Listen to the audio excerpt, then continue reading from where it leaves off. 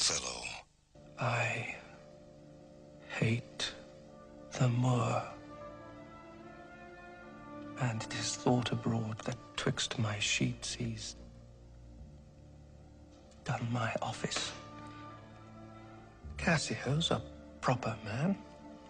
Let me see now, to get his place and to plume up my will in double knavery. I have it. It is engendered.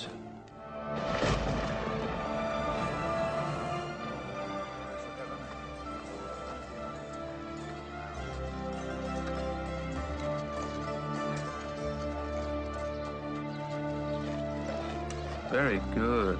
Aye, well said. Whisper. With as little a web as this will I ensnare as great a fly as Cassio.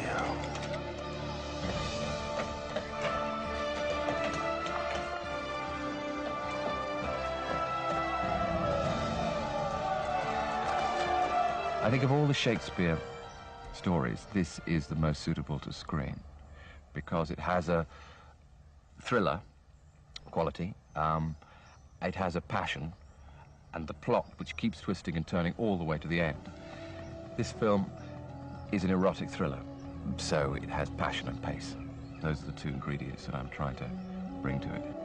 If, as in this story, you believe that it's passionate and sexy and gripping, that there is an erotic thriller at the center of it, based on a human emotion that we all understand, you've already got raw material that you'd beg to have in any movie. Look to your wife. Observe her well with Cassio. Look to it. I was looking for a great black actor to play it, and I saw Lawrence about 2 years ago in Deep Cover, and he had just that element that I wanted, which was a mixture of danger and passion. A&B camera pickups. He hasn't worked in Shakespeare before. Vocally and in terms of his intelligence and charisma and power and gifts as an actor is perfect for the role. And he brings to it a really blossoming film career. I mean, and he's at a stage in his acting, it seems to me, where he's just capable of anything. He's a lad from Belfast. I'm a boy from Brooklyn. We're not supposed to be able to do this. Famously, the Iagos and Othellos don't get on. So far, touch wood, I'm pleased to say that I can count Lawrence as a great friend, and I hope that feeling is mutual. All I can say is Kenneth Branagh, nightmare, darling, nightmare.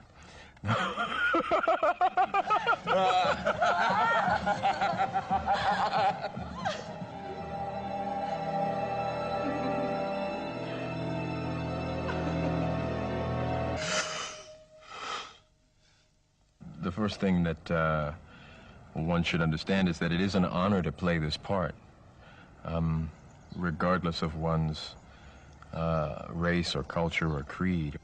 Cassio? I love thee, but nevermore be officer of mine.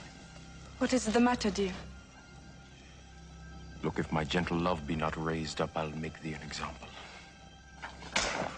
The most striking thing is that he'll be the first black man, the first African-American to play the role in a major screen version, feature film, having been preceded unquestionably with great distinction and honor by two famous white actors, Orson Welles and Laurence Olivier. You have to remember, those were the times that we lived in. And those kind of things were acceptable to most people. And to those people who they weren't acceptable, you know, those people didn't have the loudest voice. Our general's wife is now the general. Confess yourself freely to Desdemona. Importune her. She'll help to put you in your place again. You advised me well.